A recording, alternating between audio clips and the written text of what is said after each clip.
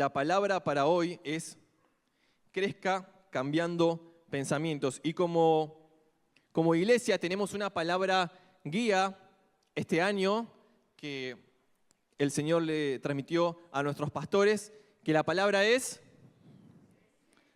No, cuando digo la palabra es, ahí, bien fuerte, ¿sí? La palabra es crecimiento. Bien, la palabra de este año es crecimiento. ¿Quién se acuerda la palabra del año pasado?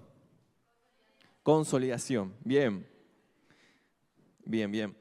La palabra que nos guía todo este año es crecimiento. Por eso hoy vamos a hablar de crecer cambiando pensamientos. Y estamos, no sé si se dieron cuenta, pero estamos prácticamente todo el año hablando de Efesios 4, que es de donde surge la palabra crecimiento. Y estamos en el mismo capítulo, ¿no? Estamos en agosto y estamos en el mismo capítulo. Terrible la riqueza que tiene este pasaje. El pastor la semana pasada nos invitaba a profundizar aún más en las Escrituras, de profundizar, agarrar un versículo y masticarlo y pedirle al Espíritu Santo que revele, y les puedo asegurar que aún leyendo varias veces un mismo versículo, el Señor les va a hablar, porque la palabra es viva. ¿Cuántos creen eso? Amén. Entonces, estamos en Efesios capítulo 4, versículo 17. Y el pastor ya empezó a leer este versículo el domingo pasado, que dice: esto pues digo y requiero en el Señor, que ya no andéis como los otros gentiles que andan en la vanidad de su mente. Hasta ahí nomás.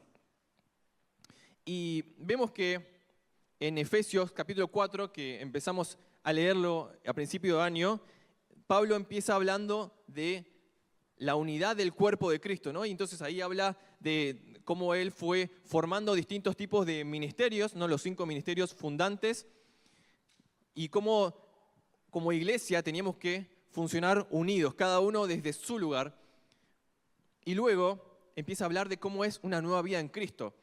Y el pastor decía también el domingo pasado que Pablo le estaba hablando a los efesios, que para quienes no saben, era una de las ciudades, top 3 ciudades más importantes de esa época en el mundo.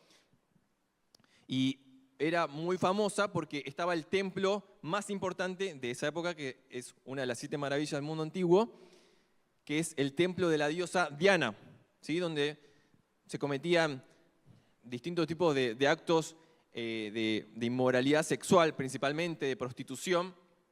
Entonces, Pablo le estaba hablando a estas personas que tenían este trasfondo, que venían de un trasfondo totalmente perverso, totalmente pagano, totalmente descarriado, y hace esta diferencia, ¿no? Y compara el estilo de vida del mundo con el estilo de vida de Dios. Y yo traje acá, me acordé de una frase que había leído una vez. ¿Alguien sabe acá qué es, o si escuchó alguna vez hablar de la didaché? Yo sé que seguramente Lucas debe saber lo que es. No sé si alguien más sabe. No, bueno, hoy nos llevamos un dato de color también, dato educativo. La didaché, para los que no saben, es un texto corto que fue hecho por los primeros discípulos de los apóstoles, ¿sí? No fue hecho por los apóstoles, sino por los discípulos de los apóstoles, que es un poco como un discipulado, pongámosle, como un resumen de las enseñanzas de los apóstoles para justamente discipular a los nuevos cristianos.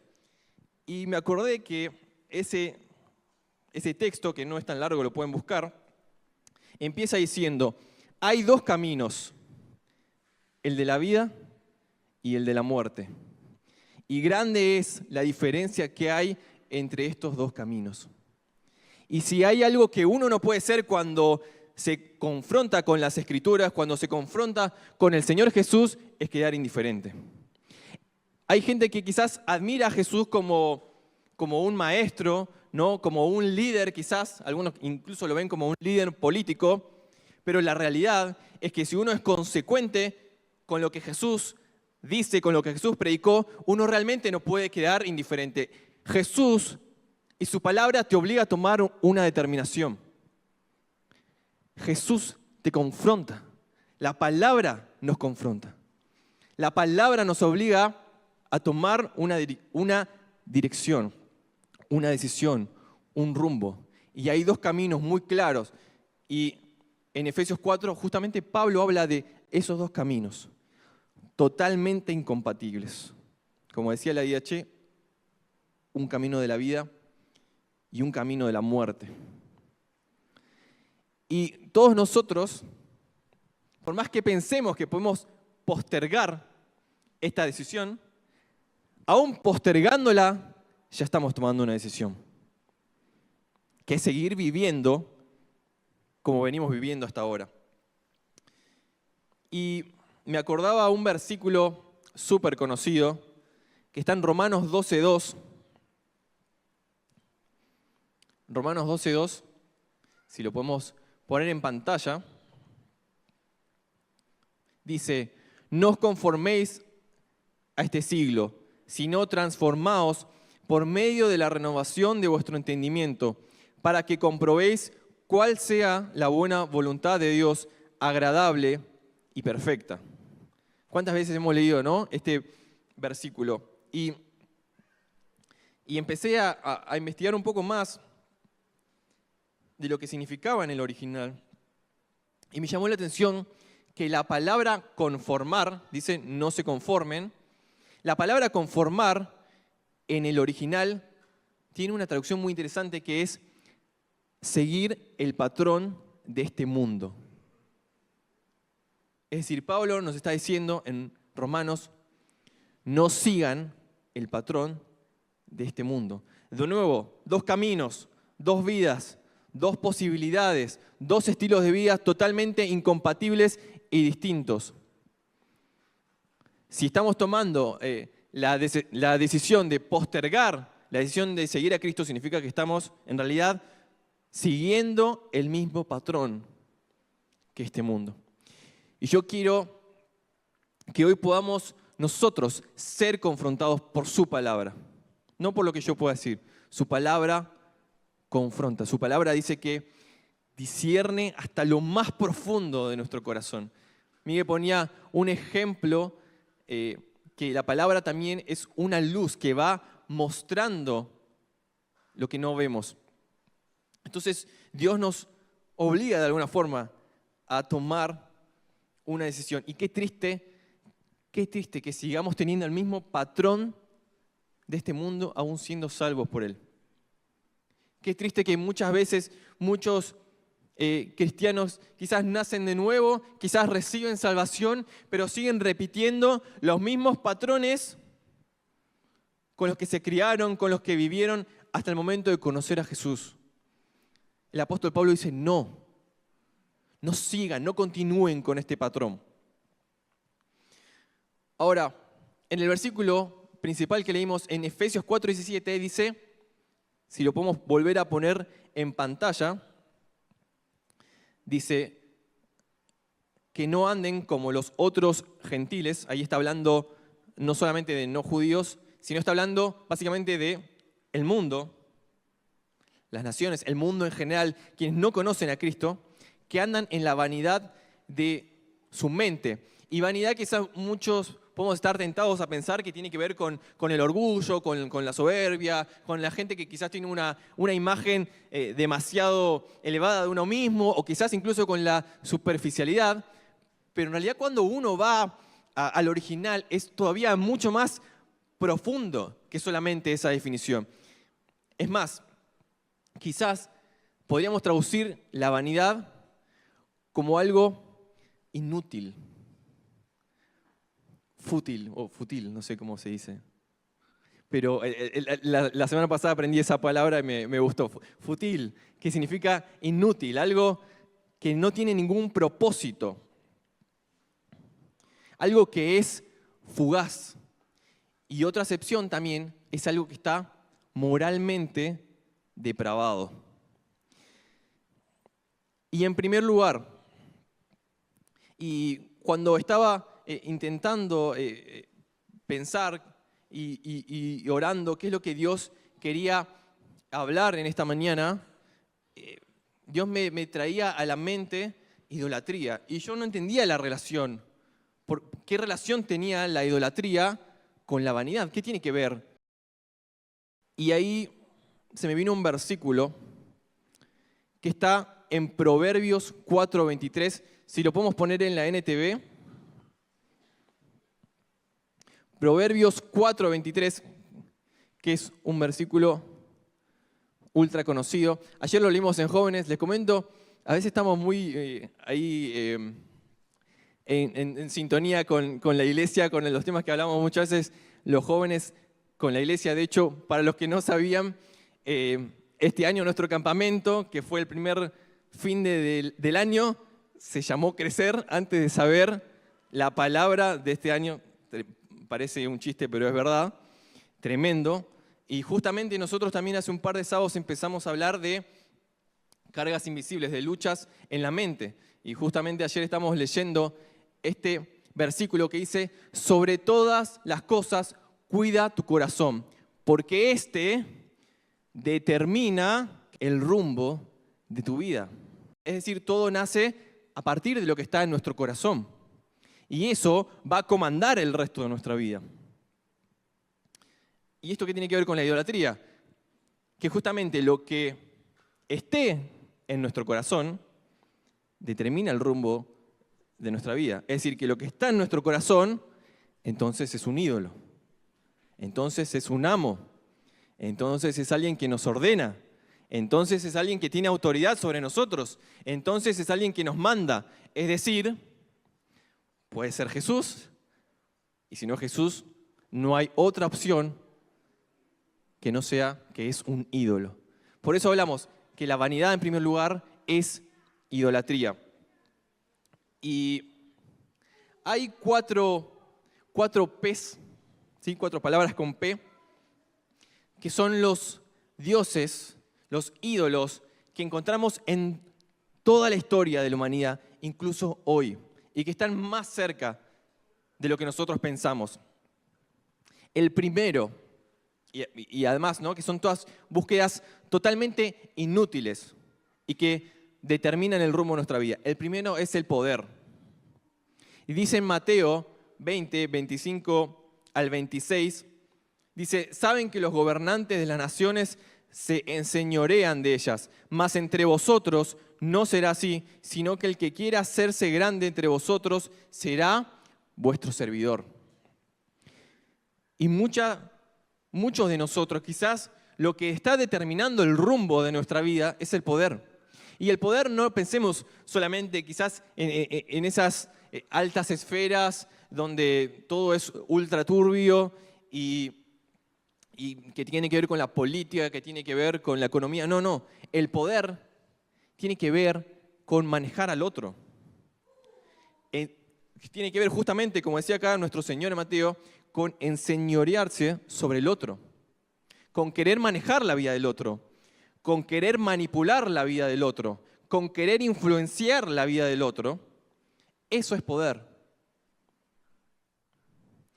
Con querer poder manejar quizás más cantidad de gente, porque poder puede ser, obviamente, sobre un país, sobre un grupo grande de personas, pero también puede ser sobre una familia.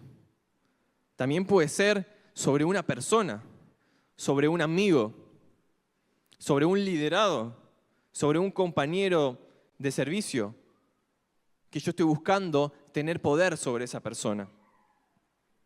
Y le voy a robar un ejemplo a Miguel que me encantó del primer culto, que él hablaba de que a veces uno piensa que esto parece muy, muy lejano a uno. Uno no está buscando poder, uno apenas está buscando a veces cómo arreglarse en la vida. Sin embargo, incluso las personas que parecen más, que pueden estar en una situación más de humildad económica, también pueden estar persiguiendo poder. Y Miguel ponía un caso, ¿no?, de una persona que entra a la iglesia, ¿no?, se bautiza y demás, y dice: bueno, yo ahora quiero ser servidor, ¿no? Y se convierte en servidor, y ahora quiero ser líder de Casa de Vida, porque no se conforma, porque no logra disfrutar lo que tiene. Y bueno, ahora logra ser líder de Casa de Vida, y de repente está pensando: no, ahora tengo que ser líder de red, ¿no? Y tengo que ser líder de red, y tengo que ser líder de red, y logra ser líder de red. Y cuando logra ser líder de red, dice, no, ahora tengo que ser líder de ministerio. Entonces logra ser líder de ministerio y como no se conforma, dice, no, ahora tengo que ser diácono y hasta no, que no se vaya Diego, decía Miguel, no para, ¿no? Y esa persona no puede disfrutar y su motivación, lo que está determinando el rumbo de su vida, no es el servicio a Dios, es el poder. Y muchos de nosotros muchas veces no reconocemos las intenciones de nuestro corazón y no reconocemos quién en verdad está determinando el rumbo de nuestra vida. Y el poder está ahí como un ídolo, como un Dios en este mundo, que determinando el rumbo de los corazones de millones y millones de personas, incluyendo nosotros. Entonces, Dios quiere en esta mañana confrontarnos y decir qué es lo que nos está motivando. ¿Hacia dónde estamos yendo? ¿Quién es el que está determinando el rumbo de nuestra vida? ¿Quién es el que está decidiendo sobre nuestra vida? ¿Es el Señor o es el poder? Segundo, prestigio. Dijimos poder, prestigio en segundo lugar. Dice Juan 12:43, porque amaban más la gloria de los hombres que la gloria de Dios. Y dice Gálatas 1:10, ¿busco ahora el favor de los hombres o el de Dios? Si agradara a los hombres, no sería siervo de Cristo. Otro ídolo que anda dando vueltas por ahí, muy sutil también, es el prestigio, es el reconocimiento, es la fama, es la influencia, es el que el otro me reconozca, es el estatus, es el honor que me da, yo estoy acá, llegué, mírenme. Quien está determinando ahí el rumbo de mi vida no es la humildad, no es el servir a Dios, no es el contentarse, sino es que el otro me vea, que el otro me reconozca. ¿Y cuántos de nosotros quizás nuestra motivación son los aplausos del que tenemos al lado? ¿Cuántos de nosotros quizás su motivación es que el otro me dé una palmadita en la espalda, que me reconozca, ser visto? Por supuesto que a todos nos gusta ser valorados, nadie está negando eso, pero esa no puede ser lo que determine el rumbo de nuestra vida. Imagínense si el Señor Jesús mismo tuviera que haber buscado la aprobación de sus pares, la aprobación de incluso la autoridad religiosa de ese momento, no hubiera obedecido la misión por la cual Dios lo envió a esta tierra. Entonces quizás muchos de nosotros estamos siendo motivados y hemos levantado un altar en nuestro corazón al prestigio y a la valoración de los otros, en lugar de buscar la valoración de Dios. 3, dijimos poder, dijimos prestigio, pero también, por supuesto, uno de los ídolos más poderosos de este mundo es la plata, es el dinero. Y dice Mateo 6:24, versículo ultra conocido, dice el Señor, no podéis servir a Dios y a las riquezas. Hebreos 13:5, sean vuestras costumbres sin avaricia, contentos con lo que tenéis ahora. 1 Timoteo 6:9 al 10, porque raíz de todos los males es el amor del dinero, el cual codiciando algunos se extraviaron de la fe. Quizás alguno puede decir, no, pero yo vivo una vida sencilla, sin grandes lujos, sin grandes ostentaciones. Quizás me voy de vacaciones a un lugar normal, pero que la plata sea mi ídolo, sea quien determine el rumbo de mi vida, no va solamente por esa búsqueda de lo ostentoso, de los lujos y demás, sino va también por lo apegado que estamos a lo material. Por cuánto lo material determina el rumbo de nuestra vida. Por supuesto que cuando uno no tiene las necesidades satisfechas, es otra la historia y es otra la angustia. Pero cuando uno tiene las necesidades satisfechas por la gloria de Dios, uno tiene que aprender a contentarse, que no es lo mismo que conformarse. Y no podemos permitir que lo material determine el rumbo de nuestra vida, que lo material determine mi estado de ánimo, que lo material sea lo que me motive todo el tiempo.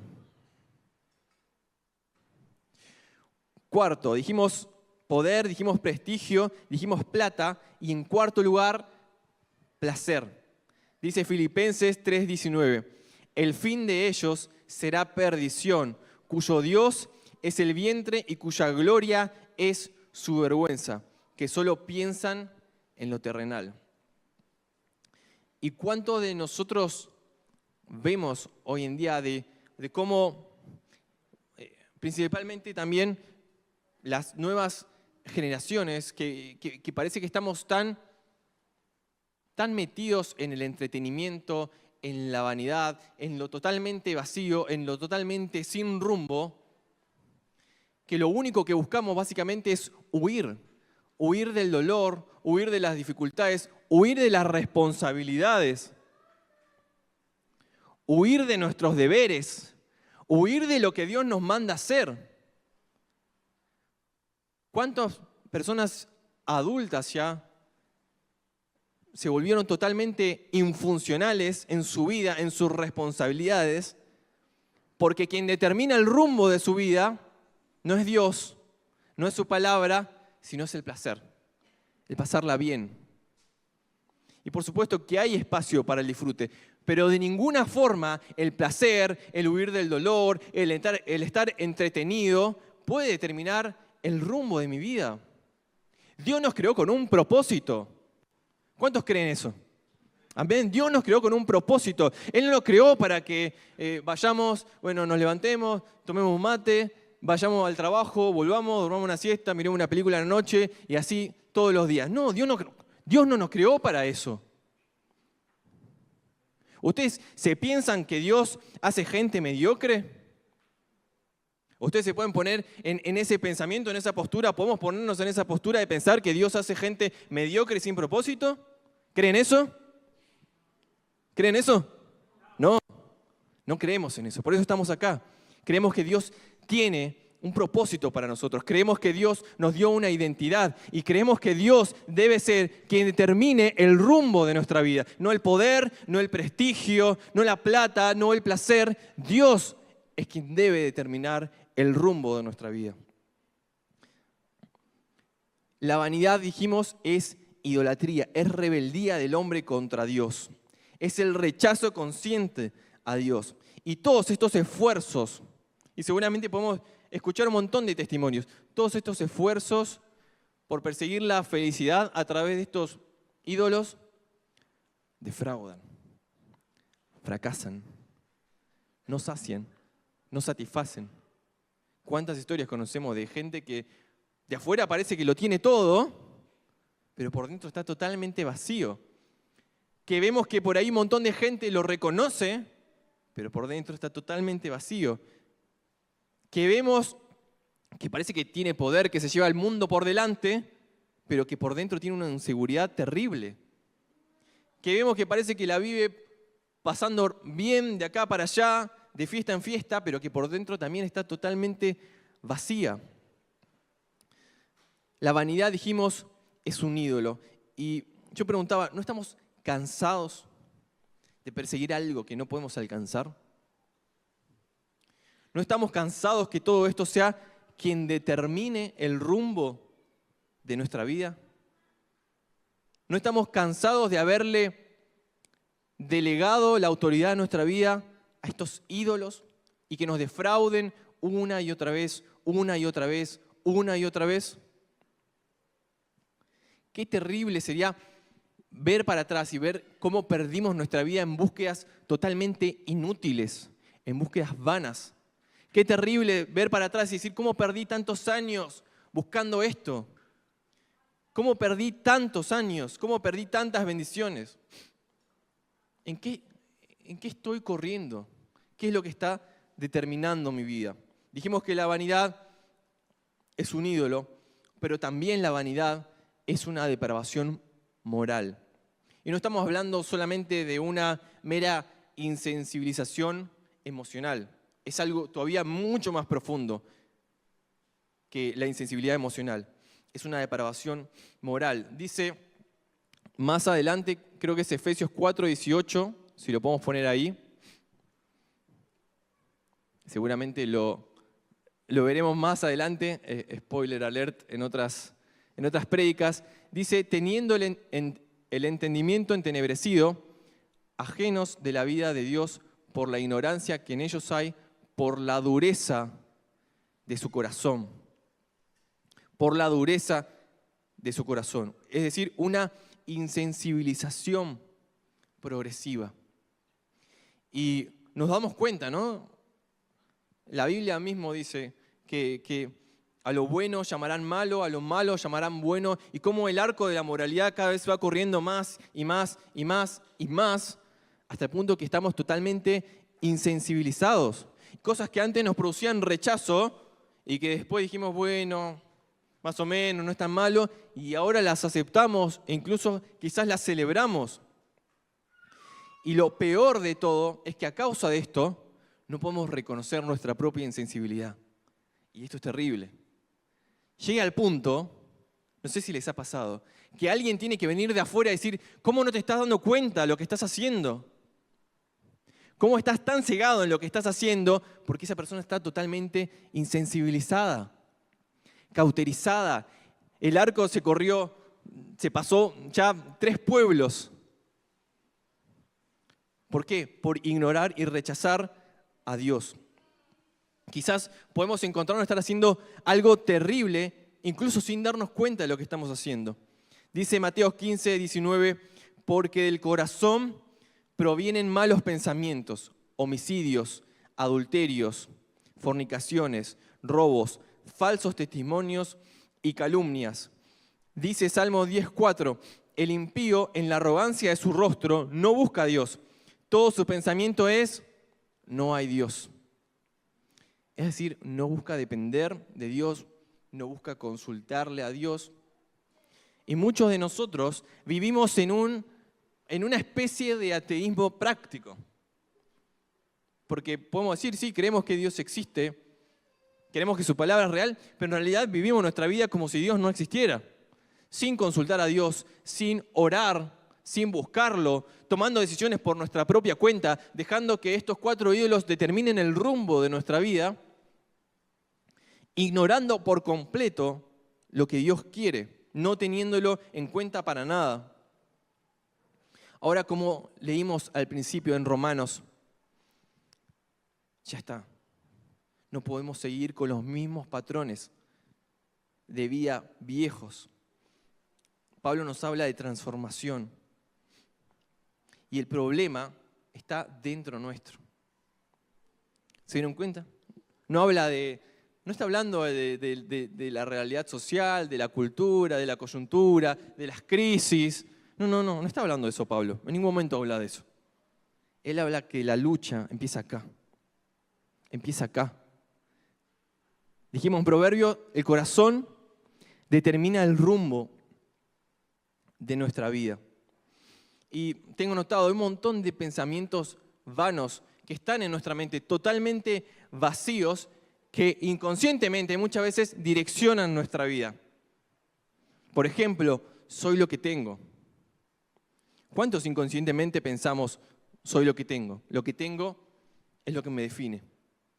Es decir, tengo que tener más para valer más. Quizás muchos, ¿no?, que se levantan a la mañana y dicen como un mantra, soy lo que tengo, pero es lo que en realidad está determinando tu vida. Si todo el tiempo estás pensando en lo que te falta, si todo el tiempo estás pensando en conseguir cosas, en realidad tu pensamiento es, soy lo que tengo. No puedo cambiar. Valgo lo que los demás dicen que valgo. Mi pasado define mi futuro. Nada tiene sentido. Lo único que importa es disfrutar la vida. La vida es una lucha de poderes, por eso tengo que imponerme a los demás para que no me pasen por arriba. ¿Cuánto escuchamos eso alguna vez? ¿No? No te tenés que dejar pasar por arriba, por eso vos tenés que pasarlo primero por arriba al otro, ¿no? Y uno está ahí en el trabajo intentando escalar, hablando mal de compañeros, pisándole cabezas a otros. No tiene que ser así nosotros, es muy difícil. Entendemos que es muy difícil. El Señor oró justamente antes de ser crucificado, antes de ser arrestado por nosotros. Él pidió, no te pido que los saques de este mundo, estamos en este mundo, pero te pido que los guardes del mal. Y la vida que nosotros tenemos que vivir en este mundo es, como dije al principio, totalmente incompatible, y repito, totalmente incompatible con cómo veníamos viviendo y cómo viven quienes están a nuestro alrededor. Y eso es muy difícil. Muy difícil. Nadie está diciendo que es fácil. Es muy difícil. Pero el Espíritu Santo está con nosotros. Así puedo decirle a los músicos, si pueden ir pasando.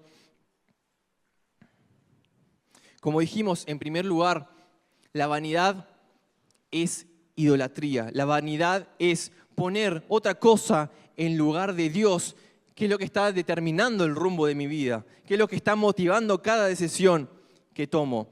La vanidad también es depravación moral, es insensibilización, es no darme cuenta de todas las terribles cosas que estoy haciendo por ignorar a Dios, por dejar a Dios de lado, por vivir mi vida como si Dios no existiera, por vivir mi vida como si Dios no tuviera el lugar que se merece como Dios y como Señor de mi vida. Y después tenemos que ir muchas veces quizás recogiendo los pedazos, tratando de unir los pedazos que quedan de nuestra vida por ignorar totalmente a Dios, por deliberadamente muchas veces rechazar y rebelarnos contra Dios. Yo estoy seguro que si estamos acá, el Señor nos trajo para confrontarnos en algo. Decía Romanos, dijimos, no os conforméis a este siglo, pero no termina ahí, sino dice, sino transformaos por medio de la renovación de vuestro entendimiento, para que comprueben cuál sea la buena voluntad de Dios, agradable y perfecta. Y pensaba, estoy seguro de que todos tenemos cierta conciencia de las cosas que comemos, ¿no?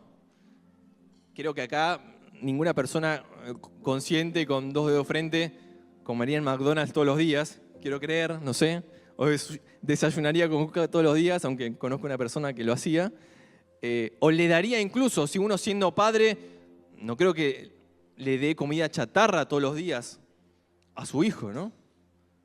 Porque entiende de que eso le haría daño. Ahora, tenemos cierta conciencia de nuestro cuerpo físico, de lo que podemos ingerirle, de lo que conviene, lo que no conviene, pero muchas veces no tenemos en cuenta lo que estamos ingiriendo en nuestra mente, en cómo estamos alimentando nuestra mente, en cuánta comida chatarra estamos metiendo en nuestra mente, en cuántas puertas abiertas estamos dejándole al enemigo de nuestra mente para meter estas mentiras, en cuántos altares se han levantado a otros dioses que no son nuestro Dios, el único verdadero, y que hemos levantado en nuestras vidas y que tienen autoridad y tienen legalidad en nuestra vida, y nos encontramos cautivos, nos encontramos esclavos, nos encontramos que hemos perdido totalmente el control de nuestra vida. Y pensaba, ¿no? Debería existir el concepto de, así como los nutricionistas se ocupan de nuestro cuerpo, ¿no? De un nutricionista mental, ¿no? De alguien que filtre, de alguien que nos ayude a guiarnos qué debemos meternos en nuestra cabeza. Y el Señor es muy sabio y dejó en su palabra en Proverbios 27:3, porque cuál es su pensamiento en su corazón, tal es Él. Es decir, lo que pensamos está determinando también qué tipo de persona somos. Es terrible. Lo que pensamos determina qué tipo de persona somos. ¿Cómo son mis pensamientos? ¿Son como los que leímos hace un rato? ¿Son pensamientos de duda? ¿Son pensamientos todo el tiempo de preocupación? ¿Son pensamientos que todo el tiempo están pensando en plata, plata, plata? ¿Cómo son nuestros pensamientos? que el Espíritu Santo en esta mañana nos ayude a poder identificar esos pensamientos vanos, esas mentiras, para que el Espíritu Santo las derribe. Ayer leíamos con los jóvenes un versículo, si lo podemos poner, 2 Corintios 10, desde el versículo 4. Dice Pablo, porque las armas de nuestra milicia no son carnales, sino poderosas en Dios para la destrucción de fortalezas, derribando argumentos y toda altivez que se levanta contra el conocimiento de Dios y llevando cautivo todo pensamiento a la obediencia de Cristo. Y saben que la palabra derribando ahí en el original también se puede traducir como demoliendo con violencia. Y el Señor a través del apóstol Pablo nos dice y nos transmite que esto no es un juego, que esto es algo serio, que esto es una guerra, que esto es una batalla, que hay alguien que está muy ocupado y trabajando todos los días para captar tu mente, para levantar altares contra otros ídolos, para determinar el rumbo de tu vida, y el Señor quiere hacerte libre. Y por eso Pablo te dice, el Señor a través de Pablo nos dice, al enemigo ni un centímetro, demoliendo con violencia todo pensamiento que se levante contra Cristo. Llevando cautivo todo pensamiento que identifiquemos, este pensamiento no proviene de Dios, lo llevo cautivo a la obediencia de Cristo. Se sujeta en el nombre de Jesús a Cristo, porque Cristo es el único soberano que tiene derecho y autoridad para determinar el rumbo de nuestra vida. Dios no mandó a su Hijo Jesús para que sigamos el mismo patrón, para que sigamos iguales. Él nos dio una nueva naturaleza. Dios no nos trajo incluso a esta iglesia para seguir igual. Él quiere darnos una nueva senda, una nueva vida, un nuevo camino. Yo te invito a que puedas ponerte de pie. Simplemente leerte un último versículo. Está en 1 Reyes 18, 21. Si se acuerdan, el pasaje es el pasaje de Elías con los profetas de Baal. ¿Se acuerdan? Habían mucha idolatría en ese momento en el pueblo de Israel. Baal era el dios de ese lugar. Y los israelitas estaban ahí, como que también adoraban un poco a Dios, pero también un poco a Baal. Y Elías dice, Elías se acercó a todo el pueblo. En 1 Reyes 18, 21. Elías se acercó a todo el pueblo y dijo, ¿hasta cuándo vacilarán entre dos opiniones? El Señor hoy nos está diciendo, ¿hasta cuándo van a vacilar entre dos opiniones? ¿Hasta cuándo van a estar con un pie adentro o con un pie afuera? Que no necesariamente quiere decir un pie adentro afuera de la iglesia. Podemos estar acá sirviendo y estar con un pie adentro y un pie afuera. Si el Señor es Dios, síganlo. Y si Baal, síganlo a él. Y lo triste es que dice que el pueblo no respondió ni una palabra, pero aún respondiendo ya había respondido que iban a adorar a Baal. Y el Señor hoy nos está haciendo esta misma pregunta. ¿Hasta cuándo? ¿Hasta cuándo van a estar indecisos? ¿Hasta cuándo van a estar dudando si meterse, si no meterse? No, que vengo, que no me convence, que todavía no siento entregarme a Dios. No hay que sentirlo. El Espíritu Santo trae convicción de pecado, trae convicción de arrepentimiento para darte una nueva vida. No hay nada bueno allá afuera. Puras imitaciones, puras defraudaciones. No perdamos el tiempo buscando otra cosa.